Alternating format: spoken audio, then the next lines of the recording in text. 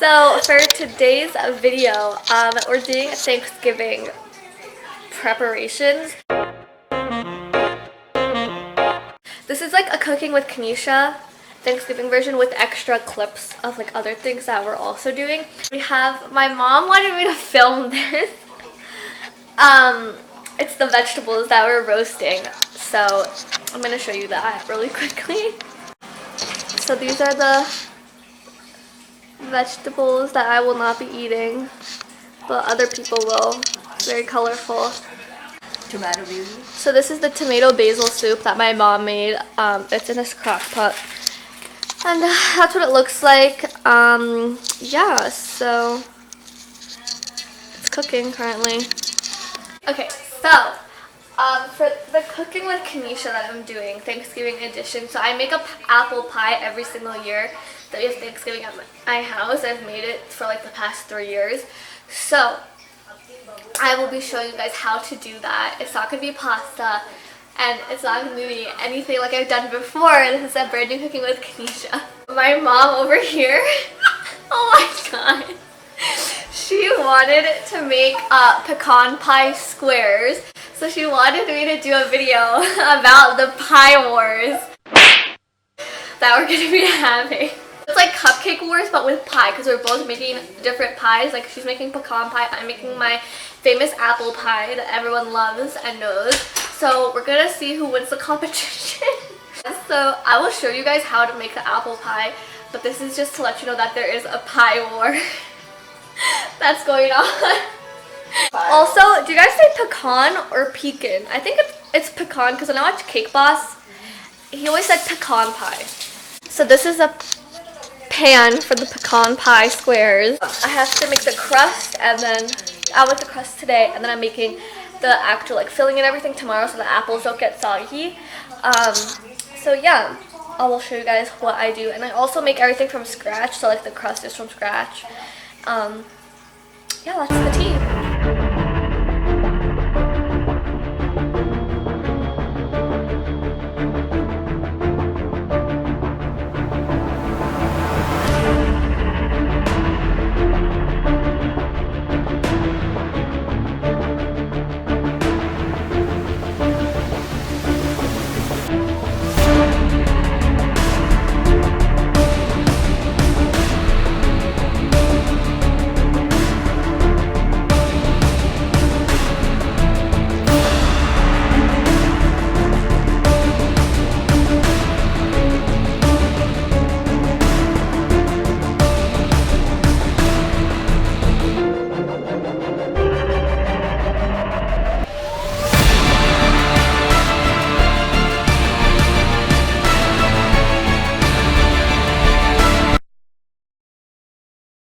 So this is the, what is this? The pasta primavera. No cream pasta primavera with fresh basil.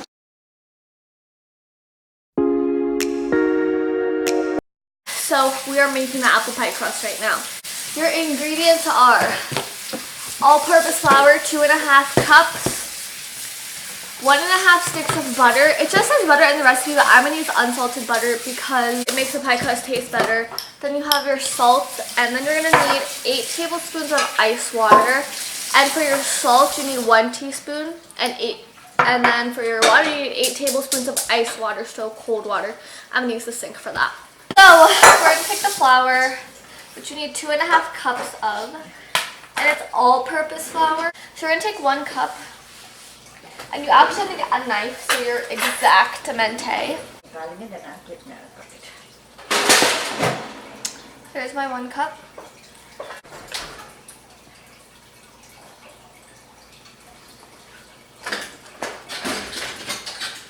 And then a ½ cup of flour. So we got the ½ cup. So we're gonna measure the ½ cup of flour.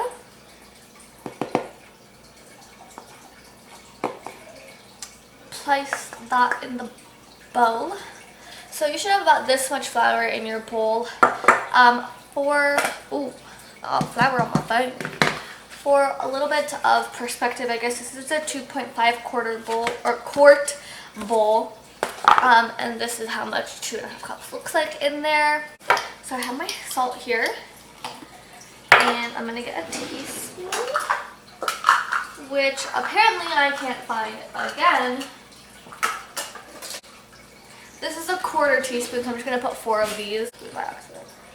So 1, 2, 3, 4. Now we are going to mix them together with a fork. And we're also going to use this fork to cut in the butter later. Alexa, turn on the family room light. The flour just went everywhere. Alexa, turn on family room spotlight. Now that means it's time to cut in the butter. So instead of putting this whole stick and a half of butter, we're going to cut this into like the little tablespoon measurements on here. If you can see that, those tablespoon measurements, we're going to cut it into those little cubes and then put it in the flour and then cut it in, because if you put this whole stick, that's not going to work.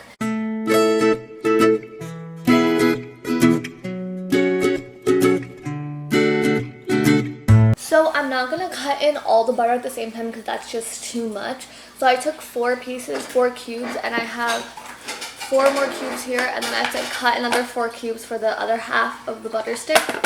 So right now we're just going to cut this in and then see what happens.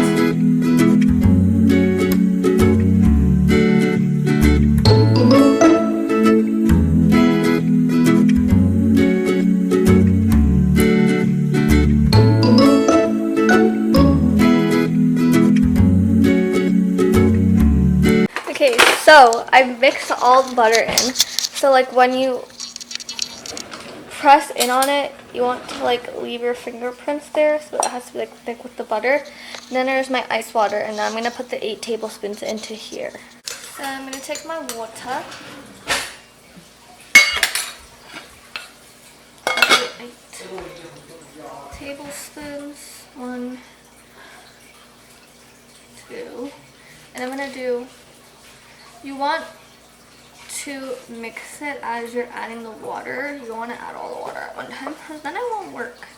So I'm still using my fork, because I don't put my hands in that until later, until after roll it out.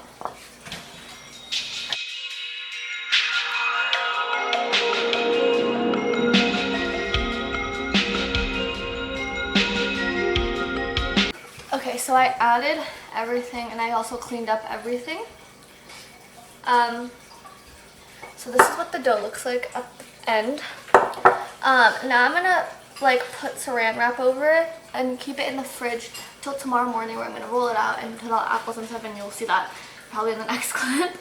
I think making the crust the day before is a better idea, because the crust just tastes better that way, in my opinion. And it's like softer, so it's nicer. But you can make the day of, whatever. I just like to make it the day before so that I don't have to worry about that, because like cutting in the butter takes time. So now we're going to be baking the apples and putting it all in the crust and everything. So that's what we're doing. Sorry for the loud noise in the background. That's the old dishwasher that we have in our house. So yeah, I'm going to get all my apples and start cutting them, and I'm going to tell you guys what to do. So they recommend that you have 2.5 pounds of Granny Smith apples, which are the green ones. But I don't have those, so I'm using my red apples. But 2.5 pounds of apples is about 9 apples. Or no, 10 apples, sorry. But like 9, 10, same, whatever. So now you're gonna wash it, peel it, and cut it and core it, or slice and core, whatever you want to call it. So I'm gonna do that, and I'm just gonna do a montage, whatever, time lapse, I don't know, of that, because like there's no point in me like explaining each step, because it's pretty self-explanatory.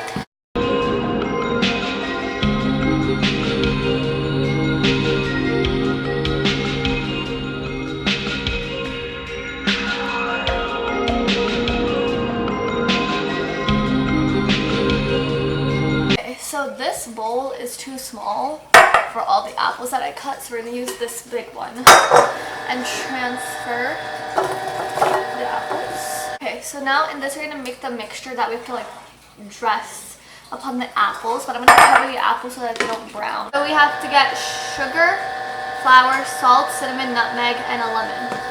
So So I'm going to replace the brown sugar with the white sugar because some of the comments on the recipe said that if they use brown sugar instead. And I think brown sugar has more flavor than white sugar, honestly. So I'm using light brown sugar, and you need 3/4 of a cup of that. So I'm putting it into this bowl. Brown sugar smells literally so good. And I'm going to get a spoon to actually I have a tablespoon. So I'm going to make sure it is.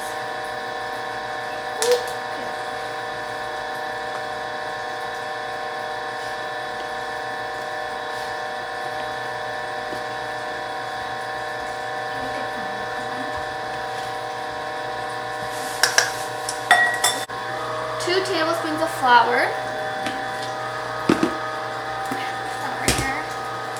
2 tablespoons, not teaspoons. Again, measure it off.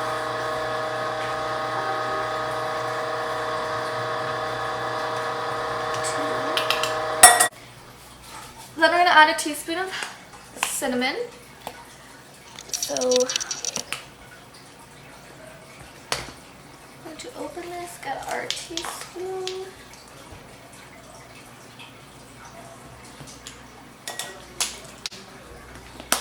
A 1/4 teaspoon of nutmeg. So I'm going to just open this and use my 1/4 teaspoon and use my knife to scrape off the excess. Ooh, I can already smell it. It smells so good. Lemon.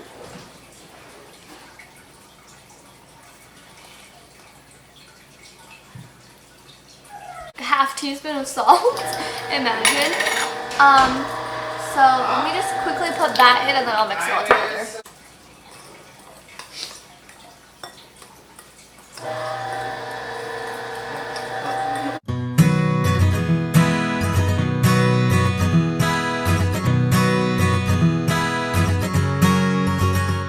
Okay, so now that I mix it, if you see that some of your apple slices are a little bigger, just cut them in half because you're still gonna have the same amount of apples. It's just gonna be a little bit more. So I just sometimes, if I feel a really big one, I'll just cut it in half. So in the instructions, it recommends refrigerating these while you're doing the rolling out of the pie dough. So that's what I'm gonna do. Put it in the fridge.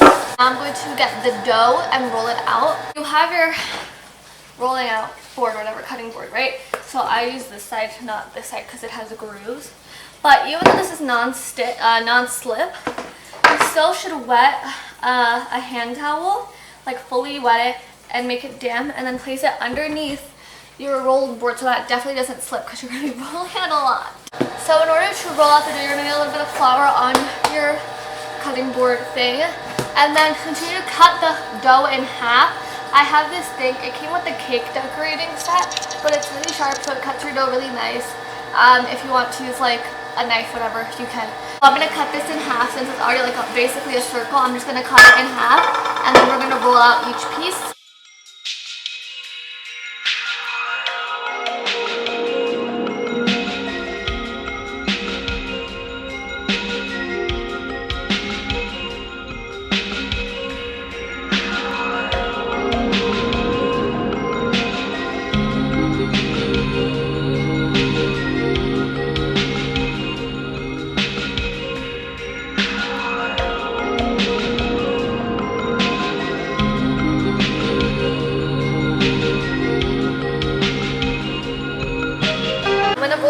Because that's the lattice for that, and then I'm going to put in the apple filling and then put the lattice on top of that, if that makes sense. So this is what the filled pie looks like with all the apples in them, and now I'm going to use a pizza cutter to cut this in little stripes to put it on top of that, because I do a lattice cover for the apple pie. So that's the final look. I have some extra dough left over, so I didn't use all of it, but this is what it looks. And now we're going to put it in the oven. You have to set the oven to preheat at 375, and then you put this in for 50 to 60 minutes. I always just leave it at 50, and then I'll check if it's good or not. So I'm going to put it in right now, and then I will show you guys what it looks like at the very, very end. So this is what the pie looks like when it's finished cooking. It's very beautiful, and I'm just going to put it in the fridge because we're not putting it out for a while. So I hope you enjoyed this Cooking with Kenisha Thanksgiving edition / I don't know, Pie Wars, whatever that was. And if you did, please give it a thumbs up, comment down below, and subscribe for my new videos. Okay, bye.